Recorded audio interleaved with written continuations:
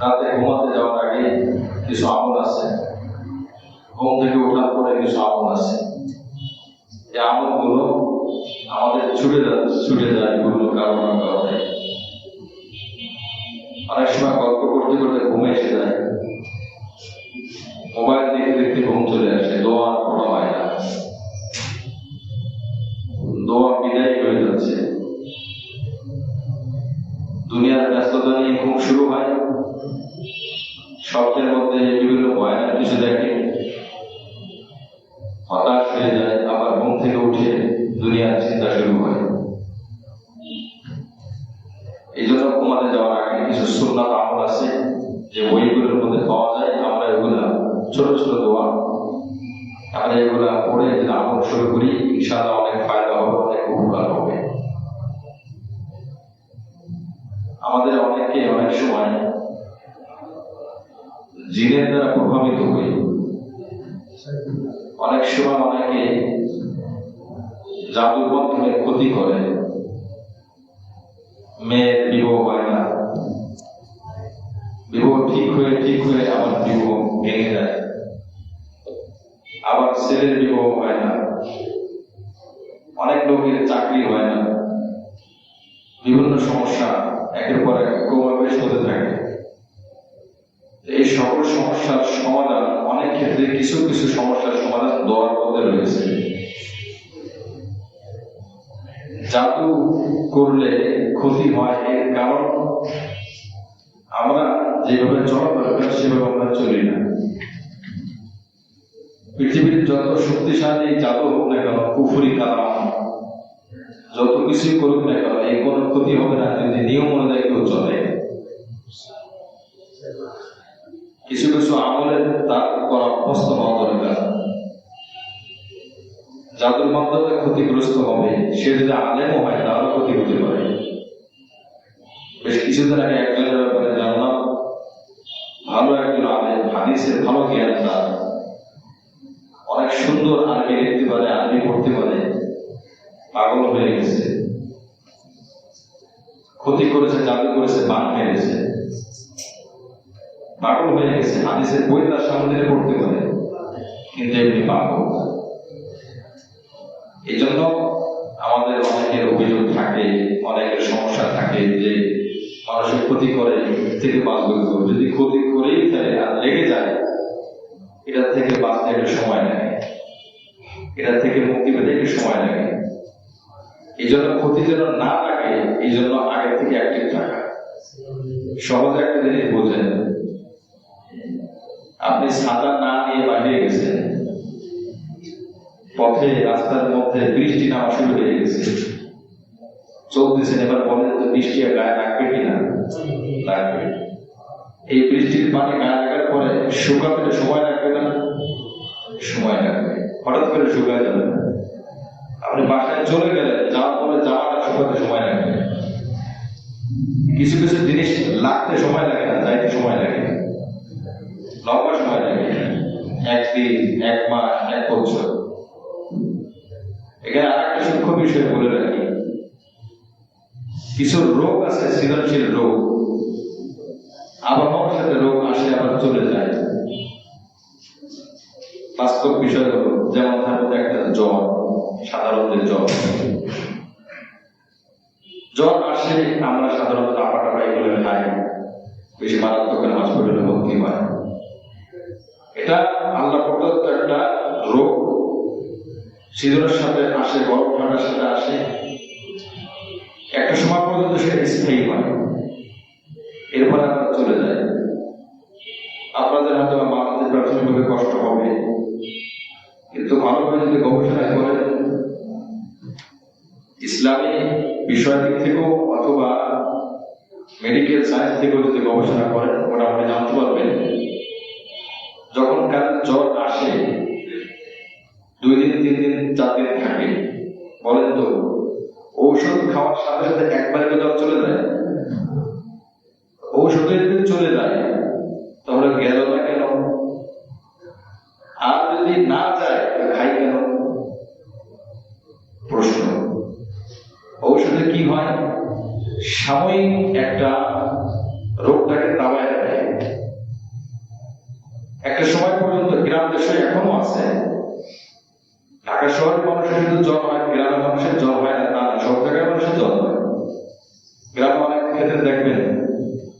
জ্বর হয়, কোনো ওষুধ টষুধ খাচ্ছে না, অনেকে একটু বাড়াবাড়ি করে ঘোরামেও করে, খায় না, একদিন 2 দিন 3 দিন 4 দিন ভোগে, আস্তে জ্বরটাকে চলে যায় কিনা বলেন, চলে যায়, এক সময় মারা যায়। মত যদি লেখা থাকে জ্বর হয়েও মারা যাবে, না হয়েও মারা যাবে।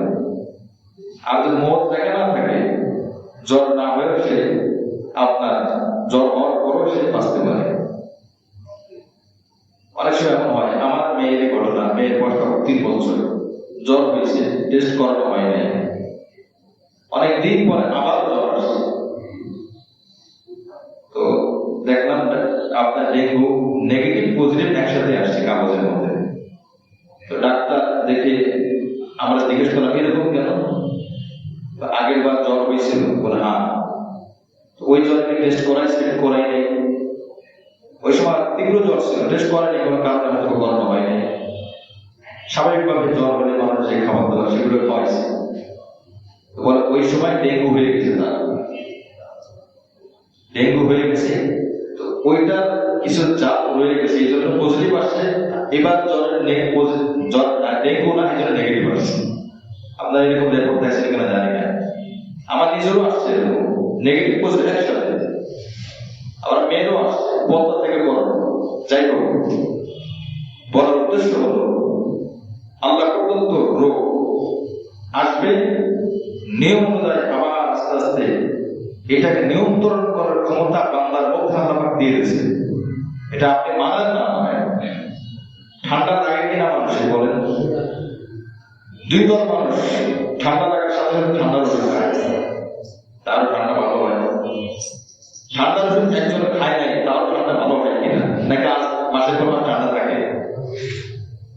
আপনাদের আমার প্রায় ঠান্ডা লাগে, আমি আমার কথাই বলি, ঠান্ডা লাগে, অনেক সময় মনে ঠান্ডা লাগছে, অনেক লাগছে, ওষুধ খাওয়াই হয় না, আস্তে আস্তে ঠিক হয়ে গেছে। ঠিক হইল কেন?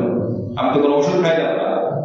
আল্লাহ প্রদত্ত ভিতরে এই রোগ নিয়ন্ত্রণ ক্ষমতা কিছু সময় দুর্বল হয়ে যায়, আবার এটা সচল হয়ে ওঠে। আল্লাহ কুদরতি ভাবে এই রোগটাকে আস্তে আবার বের করে দেয়। পেট নরম হয়, পাতলা পায়খানা হয়, স্লাইড খাই আমরা, পানি সন্ধ্যার সমস্যা না হয়। অনেক সময় এক ডাক্তার বলে যে সাধারণ স্বাভাবিকভাবে যদি পেট নরম হয়, পাতলা পায়খানা হয়, প্রথম পর্যায়ে ওষুধ খাবেন না, কারণ এটা পেট পরিষ্কার হয় না। আপনি শুরুতে খেয়ে বন্ধ করে দেন, তাহলে তো হইল না। পেট পাতলা পায়খানা হওয়া নরম হওয়া এটা স্বাভাবিক একটা বিষয়। মুআজ্জাজ হাজিরিন, এই জন্য বলতেছিলাম, অনেক সময় অনেক জিনিস আসতে সময় লাগে না, যাইতে সময় লাগে। জ্বর আসতে সময় লাগে না, যেতে সময় লাগে। তো বলতেছিলাম, আমাদের রাস্তা দিয়ে যাচ্ছেন, ছাতা নাই, বৃষ্টি লাগছে, শুকাইতে সময় লাগবে, রোগ পড়ছে সময় লাগবে। কারোর বিপদ 1 মাসে কেটে যায়, কারোর বিপদ 1 বছরে কাটে, কারোর বিপদ 7 বছরেও যায় না। হযরত আইয়ুব আলাইহিস সালাম ওনার তাফসীর পড়বেন, কোন কোন রওয়ায়াতে আছে 7 বছর তিনি বিপদে ছিলেন। সম্পদ অনেক ছিল, ধ্বংস হয়ে গেছে, স্ত্রী যারা ছিল ব্যাস সবাই চলে গেছে, সন্তান ছিল মারা গেছে। একটা মানুষের জন্য কত রকমের কষ্ট আছে, সব তাকে দেওয়া হয়েছে। এই আল্লাহ পাক 23 নম্বর পারায় এই কথাটাই বলেছেন, ওয়া আইয়ুবা ইদনা রাব্বাহু আন্নী মাসনি আদ-দুররু ওয়া আনতা আরহামুর রাহিমিন। আল্লাহ পাক রব্বুল আলামিন বলেন যে আইয়ুবের সব পরীক্ষা করা শেষ, এরপর আল্লাহ কি করলেন? ওয়া ওয়াহাবনা লাহু আহলাহু ওয়া মিসলাহুম মাআহুম রাহমাতাম মিন্না ওয়া যিকরা লিউলিল আলবাব। একটা সময় তার শরীরে বিশাল রোগ ধরা পড়ল, লম্বা অসুস্থ ছিলেন।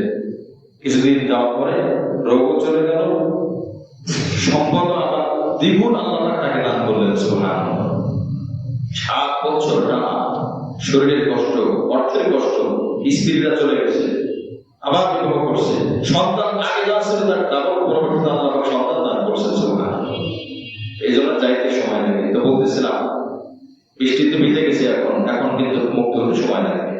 কত সময় লাগবে, কয় বছর লাগবে, এটা আমরা জানি, আল্লাহ ভালো জানেন।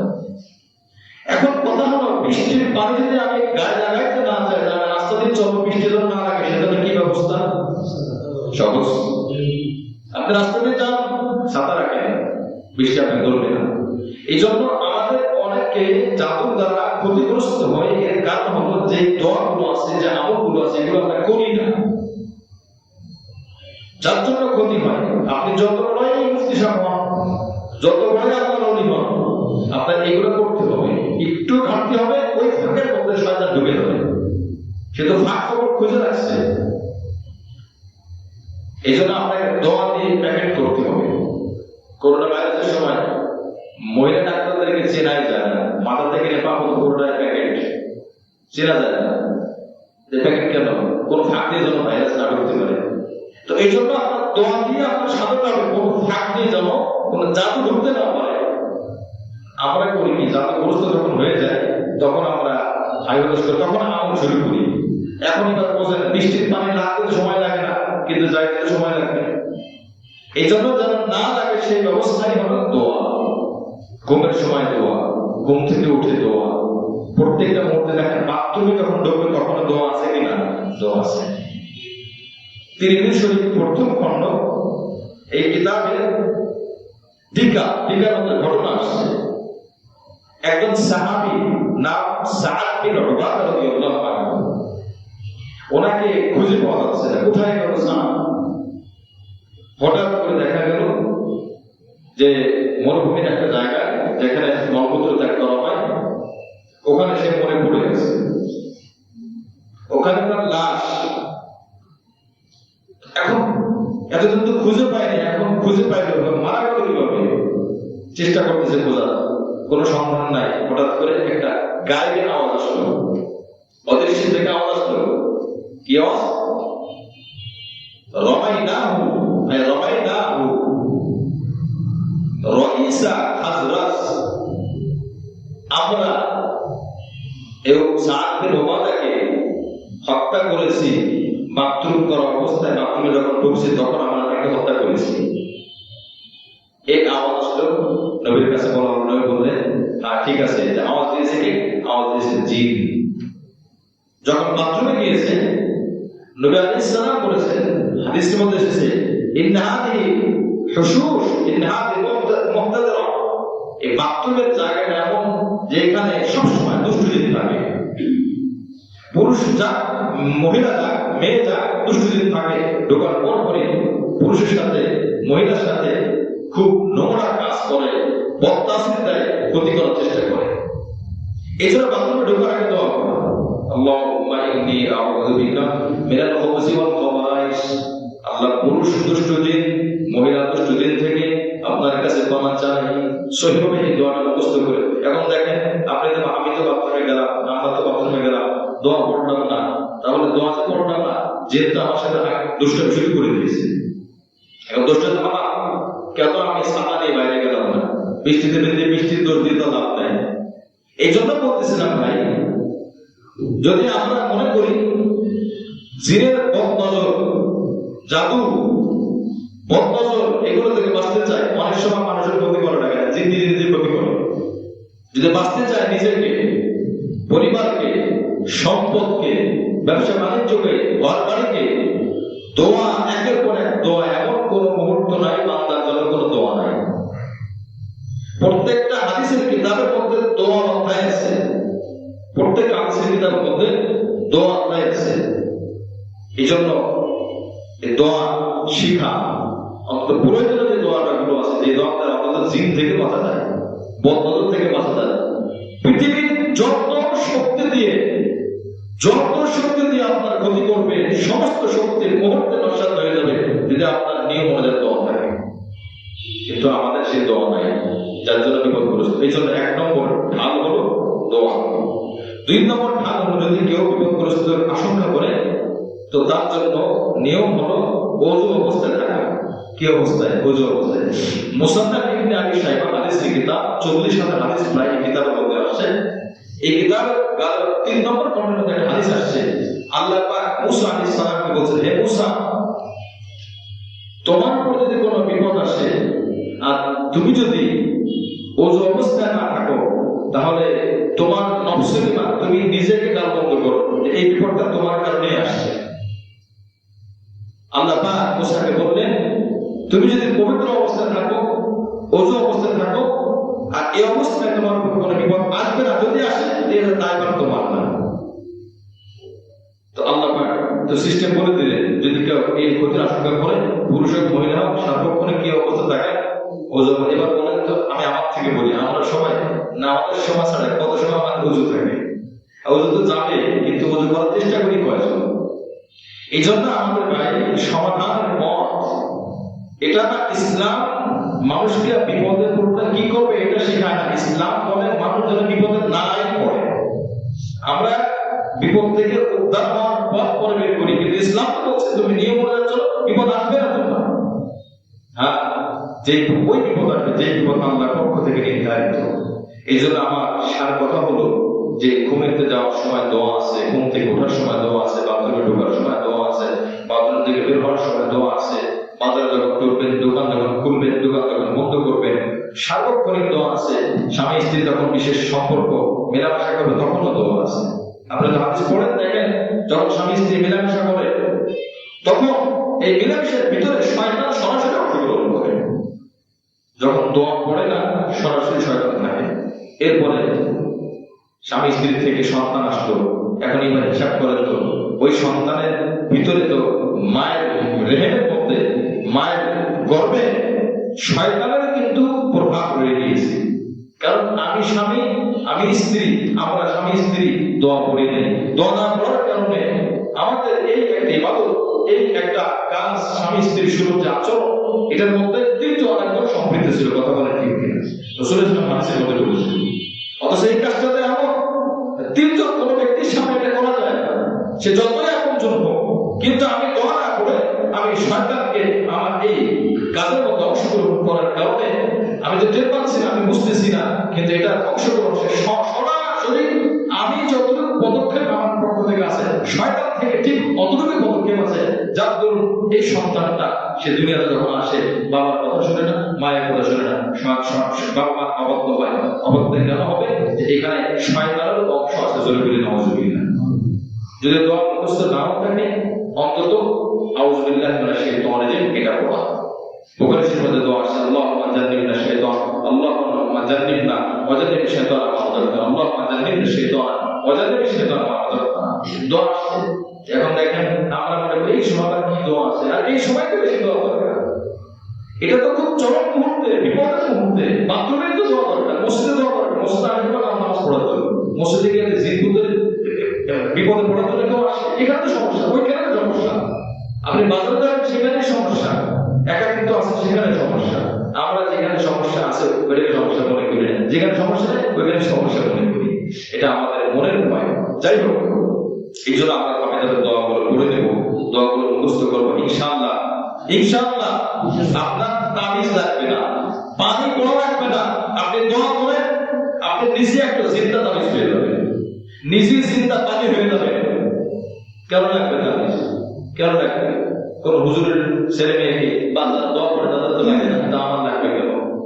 এই জন্য আমাদের পরিবর্তন করতে হবে, ধারাটা চেঞ্জ করে দেখেন। ইনশাআল্লাহ আজ না হোক, কাল না হোক, 1 মাস পর 1 বছর পর ইনশাআল্লাহ ফায়দা হবে। কারণ 30 বছর 40 বছর একটা ধাপে চলতেছি, একটা ধাপে চলার কারণে সমস্যা হয়ে গেছে। এই জন্য আল্লাহ পাক রব্বুল আলামিন বান্দাদেরকে দোয়া শিখিয়ে দিলেন যে বান্দা, দোয়াটা শুধু আখিরাতের ফজিলত না, এটা দুনিয়াতেও উপকার। মানুষের এই দোয়া দ্বারা দুনিয়াতেও সে বহু বিপদ থেকে বেঁচে যায়। আল্লাহ পাক রব্বুল আলামিন দোয়া দ্বারা জিনদের মাধ্যমে, ফেরেশতার মাধ্যমে বান্দাকে ইবাদত করে। সুবহানাল্লাহ। দোয়া হলো ইবাদতের ধাপ, শুরু ধাপ। এরপর আল্লাহ পাক বলেন, রব্বানা ইন্নানা সামি'না মুনাদিয়ান ইউনাদি লিল ঈমান আন আমিনু বিরাব্বিকুম ফাআমান্না। হে আমাদের রব, এই স্বীকারোক্তি দিচ্ছি আমরা ঘুম থেকে ওঠার পরে 194 নম্বর আয়াত, 93 নম্বর আয়াত। আমরা একজন আহ্বানকারী আহ্বান শুনলাম, একজন আহ্বানকারী ডাকতেছে ইউনাদি লিল ঈমান, এই আহ্বানকারী ঈমানের দিকে আমাদেরকে ডাকে। আন আমিনু বিরাব্বিকুম, এবং সে বলে তোমরা ঈমান আনো, আল্লাহর দিকে ঈমান আনো। ফাআমান্না, আমরা ঈমান আনলাম। এখন আহ্বানকারীকে তাফসীর মধ্যে এসেছে, আহ্বানকারী হলো আমাদের নবী সাল্লাল্লাহু আলাইহি ওয়াসাল্লাম। উনি ঈমানের দিকে ডেকেছেন কোরআন দ্বারা। আর দ্বিতীয় ব্যাখ্যা হলো আহ্বানকারী এক অর্থ হলো সরাসরি কোরআনে কারীম। এই কোরআনে কারীম মানুষকে ডাকে, কিসের দিকে ডাকে? যে আমার বিধান অনুযায়ী চলো, তুমি জান্নাতে চলে যাবা, নিরাপদ হয়ে যাবা। এই জন্য আমাদের কাজ হলো আহ্বানকে সাড়া দেওয়া, আহ্বানকারীর আহ্বানকে সাড়া দেওয়া। নবীজি ইমানের কথা বলেছেন, শুধু ইমানের কথা বলেছেন, যত আমলের কথা বলেছেন, সমস্ত আমলের ব্যাপারে সাড়া দেওয়া, কোনো চিন্তা না করা, কোনো যুক্তি না কাটানো। দেখবেন যারা আমল করে না তারা বাহানা বেশি খোঁজে, যারা আমল করে না বিভিন্ন ফাঁকফোকর খোঁজে দুনিয়া থেকে, আমল থেকে বাঁচার জন্য। এবার চিন্তা করেন, ফাঁকফোকর খুঁজে আপনি আমল থেকে বেঁচে গেলেন, আমল থেকে বাঁচার দ্বারা আপনার লাভটা হলো কি? আমার লাভটা কি হলো? আমল তো জান্নাত দেখায় আর বদামল তো জাহান্নাম দেখায়। তো আমি ফাঁকফোকর তালাশ করাটা মানে আমার জান্নাতের পর থেকে আমি একটু ফাঁকফোকর তালাশ করতেছি, একটু অন্যদিকে যাওয়া যায় কিনা, এটা ভুল সিদ্ধান্ত। এই জন্য আমলের ক্ষেত্রে, করার ক্ষেত্রে কোনো ফাঁকফোকর নাই, অজুহাত নাই। এটা কি সুন্নাত না ওয়াজিব? মনে হয় সুন্নাত না করলেও চলবে, তার মানে আমার উদ্দেশ্য না করা। আরে ভাই, যদি সুন্নাত হয় তো আমি সুন্নাতই করি না, ওয়াজিবের অপেক্ষা কেন আমি থাকবো? কেন আমি ওয়াজিব অপেক্ষা? আচ্ছা, এটা তো সুন্নাত না, এটা মনে হয় নকল, না করলে সমস্যা নাই, থাক, ছেড়ে দিই। কেন আমি ছেড়ে দেবো? কারণ নবী আলাইহিস সালাম বলেছেন একটা নকল তোমাকে জান্নাতে যাওয়ার ওসিলা হতে পারে। সুবহানাল্লাহ। একটা মাকরুহ তাহরিমি, মাকরুহ তানজিহ, মাকরুহ তাহরিমি সগীরা গুনাহ, এই একটা মাকরুহ তাহরিমি সগীরা গুনাহ জাহান্নামে যাওয়ার কারণ হতে পারে। অথচ অনেক ভাই এমন আছে চিন্তা করে এটা কি মাকরুহ তাহরিমি নাকি হারাম? হারাম তো কবিরা গুনাহ, মাকরুহ তাহরিমি সগীরা গুনাহ, তো যেহেতু মাকরুহ তাহরিমি এটা করি সমস্যা নাই, এই চিন্তা করে এটা করে। অথচ আল্লাহ তাআলা আল্লাহ রাসূল বলে মাকরুহ তাহরিমি সগীরা গুনাহ তাকে জাহান্নামে দিতে পারে। অসংখ্য মত বাস তার জায়গায় সেটা রয়েছে। এই জন্য আল্লাহ পাকের কাছে বলা, আল্লাহ আপনার ডাকে আমরা সাড়া দিলাম, আপনার নবীর ডাকে সাড়া দিলাম। মুনাফিক তাদেরকে বলা হয়, যারা নবীর কথা শুনেও নবীর হুকুম মানে না, তাদেরকে মুনাফিক বলা হয়। তো ওই যুগে নবীর কথা না শোনার কারণে, হাদিস না মানার কারণে, কোরআন না মানার কারণে যদি তাদেরকে মুনাফিক বলা হয়, এবার একটি সিদ্ধান্তে আসে, এই যুগেও যারা এই কোরআন মানে না, হাদিস মানে না, তাদেরকে কি মুমিন বলা যাবে? নবীর কথা হাদিস, আল্লাহর কথা কোরআন, যারা নবীর হাদিস শুনে, নবীর থেকে আল্লাহর কোরআন শুনে নবীজিকে মানলো না, তারা যে কারণে মুনাফিক। এই জামানায় যারা হাদিস শোনার পরেও, কোরআন শোনার পরেও যারা মানে না, তারা কেন মুনাফিক হবে না? প্রশ্ন, কেন মুনাফিক হবে না? তারাও মুনাফিক। পার্থক্য একটা, ওইটা সরাসরি নবীর জবান থেকে শুনছে, কানে আসছে, আর এটা কিতাব থেকে পাইছে, এটাই তো। সবই তো কোরআন তো আল্লাহ পাকের, হাদিস তো রাসূলের, পার্থক্য নাই। নবী তো রেখে গিয়েছে। এই জন্য আহ্বানকারী এর তার উদ্দেশ্য হলো কোরআন, আহ্বানকারী এর তার উদ্দেশ্য হলো আল্লাহ। নবী বলেন কেমন যেন, আমি জানি আমার হাদিস রয়ে গেছে, আমার হাদিস মানাই মানে আমাকে মানা, আর যে আমার হাদিস মানে না সে আমাকেই মানে না। এই জন্য আমার ভাই, আল্লাহর ডাকে আমরা সাড়া দিয়েছি, কথার অর্থ কি? আমল করা। আল্লাহ আমাদেরকে তৌফিক দান করেন, আমিন। রব্বানা ফাগফির লানা যুনুবানা, আল্লাহ আপনি আমাদের গুনাহকে মাফ করে দেন, ওয়া কাফির আন্না সাইয়্যাতিনা, আর আমাদের থেকে আমাদের পাপগুলো, আমাদের ক্ষতিগুলো দূর করে দেন, ওয়া তাওফানা মা'আল আবরার, আর নেককারদের সাথে আমাদেরকে মৃত্যু ঘটান।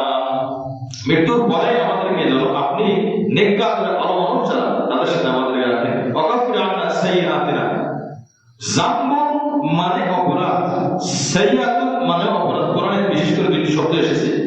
জামবুন মানে হলো আল্লাহর হকের সাথে জড়িত, এটাকে বলা হয় জামবুন। আর সাইয়্যাতুন মানে হলো যেটা আল্লাহর হকের সাথে জড়িত না, বান্দার হকের সাথে জড়িত, বান্দার হক সম্পৃক্ত, এটাকে বলা হয় সাইয়্যা। আর আল্লাহর হক সম্পৃক্ত, এটাকে বলা হয় জামবুন। আল্লাহ আমাদের জামবুন মাফ করে দেন, মানে গুনাহ আপনার সাথে যেটা, ওয়া কাফির আন্না সাইয়্যাতিনা, আর সাইয়্যা যেটা বান্দার হক যেটা আছে, আল্লাহ এটাকে আপনি পুষিয়ে দেন। আল্লাহর কাছে যাওয়ার পরে যদি বান্দা হক বাকি থাকে, আল্লাহ কি জান্নাতে দিবে? কখনোই না। তো আল্লাহ পাকের কাছে দোয়া করে, আল্লাহ বান্দার হকটা আপনি আমার থেকে পুষায় দেন, ওয়াকাফির আন্না সাইয়্যাতিনা। এখানে একটা গুরুত্বপূর্ণ হাদিস আসছে। নবী আলাইহিস সালাম একদিন বসা, নবী সাল্লাল্লাহু আলাইহি সাল্লাম একদিন ঘুম ভাব, নবী আলাইহিস সালাম ঘুম থেকে ওঠার পরে বা স্বপ্ন ভাঙার পরে নবীজি বলতেছে, তোমাদেরকে একটা কথা শোনাই আমি। কি কথা? নবীজি বলেন, আনাস বিন মালিক থেকে হাদিসটি বর্ণিত, যে আমি একটু ঘুমাইতেছিলাম, আমি ঘুমানোর পরে আমি রাসূল সাল্লাল্লাহু আলাইহি ওয়াসাল্লাম বলেন, আমি একটু স্বপ্ন দেখলাম। কি স্বপ্ন দেখলাম? যে আমার সামনে জান্নাতকে হাজির করা হয়েছে, কেমন ঘটনা হয়েছে। রাসূল কারীম সাল্লাল্লাহু আলাইহি ওয়াসাল্লামের হাদিস। সাহাবারা বলেন, বাইরে রাসূল সাল্লাল্লাহু আলাইহি ওয়াসাল্লাম জালিস, আমরা বসেছিলাম, ইদ রাআইনা ওয়াহিকা, এক পর্যায়ে দেখলাম বসা অবস্থায় নবীজি হেসে দিয়েছেন।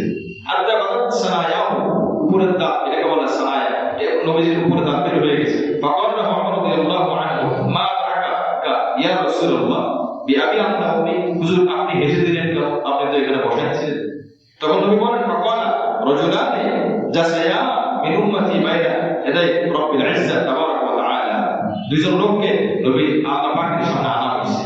নবীজি বলেন যে আমাকে দেখানো হলো দুইজন লোককে আল্লাহ পাকের সামনে আনা হয়েছে। ফাকাল আহাদুহুমা ইয়া রাব্বি খুযলি মাযলামাতি মিন আখি, একজন লোক আরেকজন লোকের বিরুদ্ধে বলতেছে আল্লাহ আমার উপর সে জুলুম করেছে, আপনি তাকে ধরেন, আপনি এটার বিচার করেন। ফাকাল ইয়া রাব্বি লাম ইয়াকফিলি মিন হাসানাতি শাইউন, ক্বাল আল্লাহু তাবারাকা ওয়া তাআলা তাইব কাইফা তাসনা বিআখিকা ওয়া লাম ইয়াকফি মিন হাসানাতি শাইউন, আল্লাহকে কিভাবে পোষাবেন, যার বিরুদ্ধে মামলা তাকে বলা হবে তুমি নেকি দিয়ে দাও, ব্যাস নেকি দিয়ে দেওয়া হবে। দুনিয়াতে বান্দার হক রয়ে গেছে, এখন হক মাপ চাইতে পারে নাই, তো নেকি দিয়ে দেওয়া হয়েছে। ফাকাল ইয়া রাব্বি ফালইহতিন আননি মিন আওজারি, ক্বাল ওয়াফাদাত আইনা রাসূলুল্লাহ সাল্লাল্লাহু আলাইহি ওয়াসাল্লাম বিল বুকা। নবী যখন এটা দেখলেন এখন তার নেকি নাই, সে তো সব নেকি দিয়ে দিয়েছে পাওনাদারকে, এখন সে কোথায় যাবে, জাহান্নামে যাবে। এটা তো বাইসালা, নেকি না থাকলে তো জান্নাতে যেতে পারবে না। নেকি থাকার পরে আল্লাহর দয়া থাকলে জান্নাত, নেকি তো নাই। আল্লাহ যদি ন্যায় নিজের ইচ্ছা সেটা ভিন্ন কথা, কিন্তু আমার নেকি তো আল্লাহর কাছে পেশ করতে হবে। রাসূল কারীম সাল্লাল্লাহু আলাইহি ওয়াসাল্লাম সাথে সাথে চোখ দিয়ে পানি বের করলেন। এই কথা বলার পরে ثم قال ان ذلك اليوم يوم عظيم, এটা বহুত বড় ভয়ানক দিন। يوم يحتاج الناس فيه الى يحمل عنهم اوزارهم, সেদিন মানুষের কাঁধে অন্যের অপরাধ চাপানো হবে আর তার নেকি নিয়ে নেওয়া হবে। فقال الله تعالى للطالب, আচ্ছা এক পর্যায়ে নেকি শেষ, তো বান্দার হক তো বাকি আছে, কিন্তু আল্লাহর দয়া চলে আসছে। সুবহানাল্লাহ, আল্লাহ দয়া চলে আসছে। এখন আল্লাহ চাচ্ছেন যে ব্যক্তি অপরাধী তাকে মাফ করতে। তখন আল্লাহ কি করলেন, ইরফা বাসারাকা ফানজুর ফিল জিনান, যে ব্যক্তি হকদার দাবিদার তাকে বলতেছে আসল ময়দানে তুমি একটু উপরের দিকে তাকাও, তো সে উপরের দিকে তাকাইছে। ফাকাল ফানজুর ফিল জিনান ফারাফা রাসা ফাকাল ইয়া রাব্বি আরা মাদায়া মিন বাসদিন ওয়া কুসুরা মিন নাবিল মুকাল্লালাতান বিল লুলুই, সে তখন উপরের দিকে তাকাইছে, সে দেখে বিশাল একটা শহর, একটা বাড়ি, এই শহরটা আপনার রূপা দ্বারা বানানো এবং আরেকটা অংশ স্বর্ণ দ্বারা বানানো। সুবহানাল্লাহ, উপরে তাকায় দেখতে স্বর্ণের বাড়ি, স্বর্ণের শহর, রূপার শহর, স্বর্ণের বাড়ি, রূপার বাড়ি, মুকাল্লালাতান বিল লুলু, এখানে আবার মতিমুক্তা খচিত। এরপরে আল্লাহ পাক বলে, ওই ব্যক্তি বলে ফাকুল লিআইয়ি নাবিয়িন হাযা লিআইয়ি সাদিকিন হাযা লিআইয়ি শাহীদিন হাযা, আল্লাহ পাক কি বলতেছে ওই পাওয়াদার ব্যক্তি আল্লাহ এগুলো কার কার জন্য? তো আল্লাহ পাক ওই ব্যক্তি বলে আল্লাহ এটা কি নবীর জন্য, এটা কি শহীদদের জন্য, এটা কি ভালো কোনো মানুষের জন্য? তখন আল্লাহ পাক বলেন হাযা লিমান আ'তা আস-সামান, এটা ওই ব্যক্তির জন্য যে আমাকে টাকা পয়সা দেবে, যে আমাকে মূল্য দেবে, এটা মূল্য যে দেবে আমি তাকে দিয়ে দেব। তখন ফাকাল ইয়া রাব্বি ওয়া মা ইয়ামলিকু যালিকা, আল্লাহ কে মূল্য দিতে পারবে আর কে মালিক হবে, এটা বুঝতে চাই, জানতে চাই, মূল্য দেবে কে? ফাকাল আনতা তামলিকুহু ওয়া বিমাযা ইয়া রাব্বি, আল্লাহ পাক বলেন তুমি কি মালিক হতে চাও, তুমি কি মালিক হতে চাও, মূল্য আছে তোমার কাছে, তুমি কি মালিক হতে চাও? ওই ব্যক্তি বলেন ফাকাল বিমাযা ইয়া রাব্বি, আল্লাহ কি দিয়ে মালিক হবো, আমার তো কিছুই নেই, আমার তো সেই টাকা পয়সা নাই, আপনি যদি বিনিময় ফিরে ফিরে দেন। ফাকাল দা'ফু আন আখিকা, তোমাকে আমি দিতে পারি, তুমি আর মূল্য দেওয়া লাগবে না, তবে একটা কাজ করতে পারো তুমি, সেটা হলো এই যে পাওনাদার আছে তুমি তাকে মাফ করে যদি দাও আমি তোমাকে এই বাড়ি দিয়ে দেবো। সুবহানাল্লাহ, ব্যাস এরপরে যে কথা সেই কাজ। قال يا رب إني قد عفوت عنه, দেখেন এগুলো এখন ঋণ তার বাকি আছে, আল্লাহ পাক দয়া চলে আসে। এই যে কিছু মানুষ যারা মানুষের হক নাই কিন্তু দেওয়ার চেষ্টা করে, কিন্তু যদি দেওয়ার চেষ্টা করার পরও না দিয়ে মারা যায়, মনের মধ্যে কোনো অসৎ উদ্দেশ্য ছিল না, ওখানে সে হাদিস যে ব্যক্তি ঋণ নেবে, মানুষের হক নেবে কিন্তু দিন থেকে দেওয়ার ইচ্ছা আছে, সে যদি না দিয়ে মারা যায়, যদি বাইচে মারা যায়, আল্লাহ পাক এটাকে পরিশোধ করার ব্যবস্থা করে দিতে। সুবহানাল্লাহ, দুনিয়াতে থাকা অবস্থায় তার পরিশোধ হয়ে যায়। অসৎ উদ্দেশ্য যদি না হয়, অহেতুক ঋণ না হয়, গুনাহের জায়গায় ঋণ না হয়, ঋণ নিয়েছে গুনাহের জায়গায় খরচ করার জন্য, ঋণ করে আপনার খারাপ জিনিস, ঋণ করে খারাপ জিনিস কিনছে, ঋণ করে খারাপ জায়গায় ব্যবহার, এটা না, এই ঋণ না, বৈধ ঋণ, প্রয়োজনীয় ঋণ, এবং সেটা দেওয়ার ইচ্ছা রাখে এবং ওই পরিমাণ ঋণ করে যে পরিমাণ সে দেওয়ার সামর্থ্য রাখে। আমি টাকা কামাই করি মাসে 5,000 টাকা, আমি 5 কোটি টাকা নিয়ে, এটা তো একটা অহেতুক অন্যায়। আমার তো আল্লাহ পাক এই কথা বলে না তোমার 5 কোটি টাকা দিয়ে কাজ করতে হবে, এই জন্য এখানে কিছু বাপ কাটি আছে। যাই হোক, আল্লাহ পাক রব্বুল আলামিন দয়া আসবে, কিছু মানুষদেরকে এরকম আল্লাহ পাক যে পাওনাদার আছে তার বেশি কিছু দিয়ে সে যা পাবে তার থেকে বেশি কিছু দিয়ে এই যে আপনার দাবিদার যে তাকে বেশি কিছু দিয়ে যে ঋণী ছিল তাকে আল্লাহ পাক মাফ করে দেবেন সুবহানাল্লাহ। ব্যক্তি মাফ করে দেবে আল্লাহ পাকের নিয়মই হয় খুদ বিয়াকিকা। এরপর আল্লাহ পাক কি বলবেন? ওই ব্যক্তি বলবে ইয়া রাব্বি কাদিনি কদ আফাতু আনহু, আল্লাহ আমি তাকে মাফ করে দিয়েছি। ক্বাল আল্লাহু তাআলা খুদ বিয়াকিকা, ধরো তোমার ভাই লাভ করো, ধরো সে ফাদখুলুল জান্নাহ ফাদখুলুল ফাদখিলুল জান্নাহ, হে ফেরেশতারা তাকে প্রবেশ করিয়ে দাও সুবহানাল্লাহ। তাহলে সেই ব্যক্তি যাইতে জাহান্নামে আল্লাহ পাক দুজনকে বলে যাও জান্নাতে চলে যাও। قال رسول الله صلى الله عليه وسلم ذلك فاتقوا الله واصلحوا ذات بينكم فإن الله يصلح بين المؤمنين يوم القيامة। সুতরাং তোমরা সদিচ্ছা করো, তোমাদের ভিতরে সদিচ্ছা করে চলো, তোমরা সংশোধন করো, ভেজাল লাগাবে না, ভেজাল লাগাবে না। ভাই ভাই মধ্যে ভেজাল লাগাবে। এখনকার সময় সৎ মানুষের থেকে অসৎ মানুষের আপনার সংখ্যা বেশি। কিভাবে চেষ্টা করা যায়? মনে করেন একটু ঝগড়া লাগছে, কিভাবে মায়ের পর্যন্ত পৌঁছানো যায়? হাতাহাতি হয়েছে, কিভাবে লাঠি উঠানো যায়?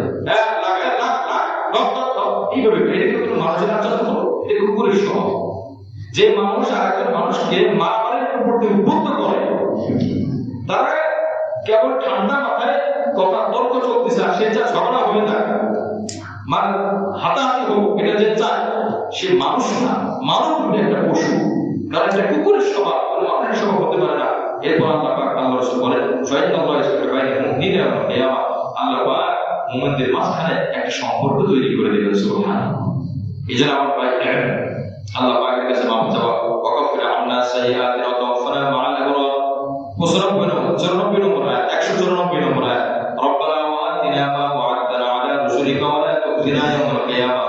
হে আল্লাহ, আপনি আমাদেরকে আমাদের ওই নিয়ামতগুলো দিয়ে দিন যেগুলো আপনি ওয়াদা করেছেন দেওয়ার জন্য, ওয়া লা তুখজিনা ইয়াওমাল কিয়ামাহ, আর কিয়ামতের ময়দানে আমাদেরকে আপনি অপমান করেন না, অপমানিত করেন না।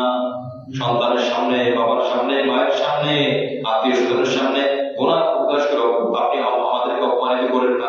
ইন্নাকা লা তুখলিফুল মিআদ, আর আপনি অঙ্গীকার কখনোই ভঙ্গ করেন না। সুবহানাল্লাহ।